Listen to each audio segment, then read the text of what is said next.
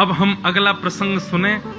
हरवंश महाप्रभु के कृपा पात्र तो अनेक हैं, पर कुछों को हम आज स्पर्श कर रहे हैं। दूसरी आपने कृपा की श्री नाहरमल जी के ऊपर। नाहरमल नाम के ये दूसरे शिष्य हुए, दूसरे भक्त हुए श्री हरवंश महाप्रभु के।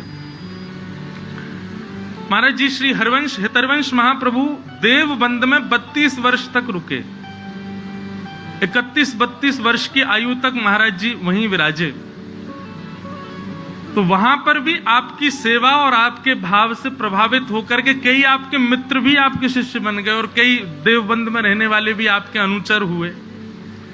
उन्हीं देवबंद के अनुचरों में एक आपके शिष्य हुए श्री नाहरमल जी। अब आप तो वापस वृंदावन चले आए, लेकिन वहां जिनको छोड़ करके आए उनकी स्थिति अब बिगड़ने लगी। उन्हीं में से एक नाहरमल जी। नाहरमल जी को इतना विरह हो गया, इतना विरह हुआ महाराज कि अब वे रुक ही नहीं पा रहे थे। उन्होंने तो अपने परिवार से कहा, भैया अब आप सब लोग सब संभालो, पूरा घरवार आदि सब कुछ व्यवस्थित करो, हमसे नहीं रहा जा रहा, हम तो अपने गुरुदेव के पास वृंदावन जा रहे हैं। और नाहरमल जी अपना संपूर्ण परिवार छोड़ करके देवबंद से वृंदावन आ गए। जैसे ही आप वृंदावन आए, वृंदावन में थोड़ी थोड़ी भीड़ होने लग गई थी। कितने लोगों की? 30-40 लोगों की। आज कितनी होती है? राधा वल्लभ जी दिखे ही नहीं रहे हैं, इतनी भीड़ है गई है।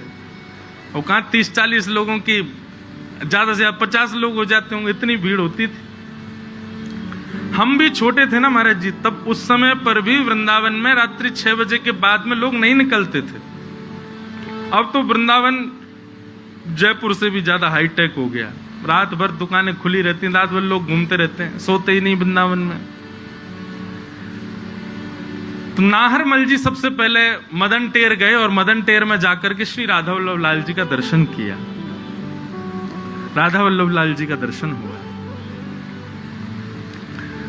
राधा वल्लभ लाल जी का दर्शन करके उन्होंने सबसे पूछा, भैया हमारे महाप्रभु जी कहाँ हैं? श्री हितरवंश महाप्रभु कहाँ हैं? चांद सा सलोना। तो हमारे हितरवंश महाप्रभु कहाँ हैं? उनके दर्शन करने हैं। सेवकों ने कहा, बोले वो तो सेवा में हैं, किशोरी जी की, श्री जी की सेवा में गए हुए हैं। बोले कहाँ हैं सेवा में? बोले यहीं वन में ही गए हैं आगे की ओर। और ढूंढते जा रहे थे नाहरमल जी। तभी आपने क्या देखा? श्री हितरवंश महाप्रभु, हित हरिवंश महाप्रभु अपने कंधा पे एक झोला लटकाए हैं और छोटी छोटी लकड़ियां बीन बीन करके जंगल में से उस झोला में डालते जा रहे हैं। गोबर के उपला मिल जाए तो उनको उठा लेते हैं, कंडाओं को डाल लेते हैं। आहा, हितरवंश महाप्रभु जो साक्षात ऐसे लगते हैं दूर से देखने में मानो युगल सरकार को ही प्रतिबिंब स्वरूप हो। ऐसे कोमल आपके चरण, ऐसा कोमल आपको मुखमंडल, ऐसे कोमल महाराज। और जिनके अनेक शिष्य हैं, अनेक सहचरियां, अनेक दास दासियां हैं, पर स्वयं गए हैं, अपने हाथन से ही सब सेवा के भाव कर रहे हैं। अपने आप लकड़ी उठा रहे हैं, अपने आप गोबर के उपला इकट्ठे कर रहे हैं, बरबर के झोली में डालते जा रहे हैं। ये दृश्य देख करके नाहरमल जी बोले, जय जय। और जैसे शब्द सुना, महाप्रभु जी ने देखा, आहा, अरे ये तो हमारे देवबंद से आए हो नाहरमल, रुक जा, अभी सेवा में हूं, सेवा से निवृत्त है चर्चा करूंगा। और उठाने लगे, सामग्री उठा उठा के धर रहे हैं, कहीं से पुष्प मिल जाए तो उनको जो भी योग्य वस्तु सेवा की दिखे सब ग्रहण सेवा में ले रहे हैं। अपने निज कर से सब सेवा कर रहे हैं। सेवा करके जैसी जान लगे, और भैया सब ठीक, आनंद कब आए? प्रणाम किया। बोले भगवान, मन में एक शंका उत्पन्न हो रही है। क्या?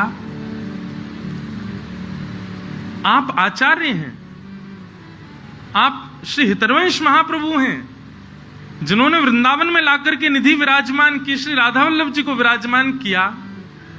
आपके अनेक अनुचर हैं, अनेक दास दासियां हैं। ये सब लकड़ी उठाना, उपले उठाना, ये सब क्रिया करना, ये आपका कार्य है। ये शोभा नहीं देता। आप जैसे आचार्य ऐसे बाहर निकल करके ये सब क्रिया करें छोटी मोटी, ये उचित नहीं लगती भगवान। आप दास दासियों को आज्ञा, और नहीं तो सुनिए, अब मैं आ गया हूं वृंदावन, अब मुझे आज्ञा करिए, मैं 2-4 भक्तों की टोली, मैं ये क्रिया किया करूंगा, ये लकड़ी उठाना, ये सब आपको शोभा नहीं देता। उसकी ये बात सुनकर के महाप्रभु जी क्रोध में भर गए, और क्रोध में भर के बोले,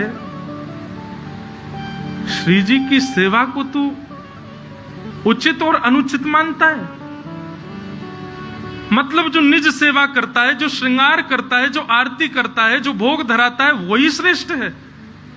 श्री जी की सेवा में आने वाले पुष्प, जिनको श्री जी 24 घंटा गले में धारण करके रखती हैं, श्री जी के अंग पर विराजमान होने वाले वस्त्र, जिनको श्री जी रात्रि में भी शयन के समय पहन के रखते हैं, उनका निर्माण करने वाले भक्त, उनकी सेवा कुछ नहीं।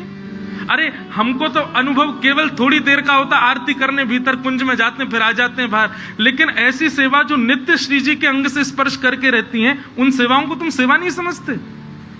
ये लकड़ियां बीन करके हम ले जाएंगे, इनकी अग्नि प्रज्वलित होगी, प्रसाद होगा, श्री जी अपनी क्षुधा निवृत्त करेंगी, अधरामृत हम में बांटेंगी, इतने वैष्णवों को प्रसाद मिलेगा, ये सेवा तेरे लिए तुच्छ है?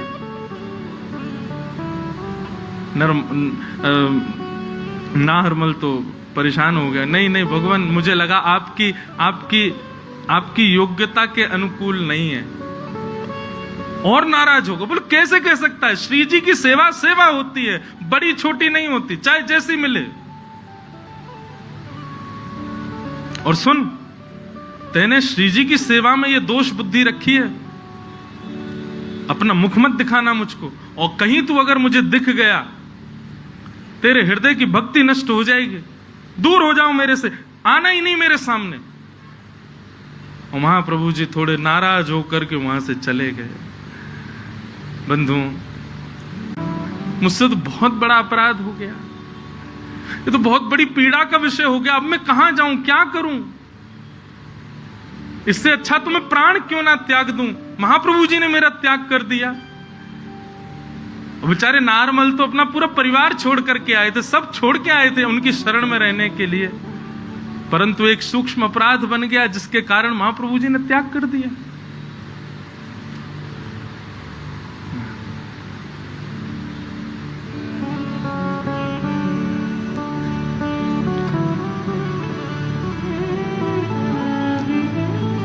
राधा वल्लभ जी का दर्शन करने भी नाहरमल जाते हैं तो दूर से कुंज में से देखते हैं, क्योंकि समीप गया तो ऐसी बात कह दी कि भक्ति नष्ट हो जाएगी, भाव नष्ट हो जाएगा, प्रेम नष्ट हो जाएगा।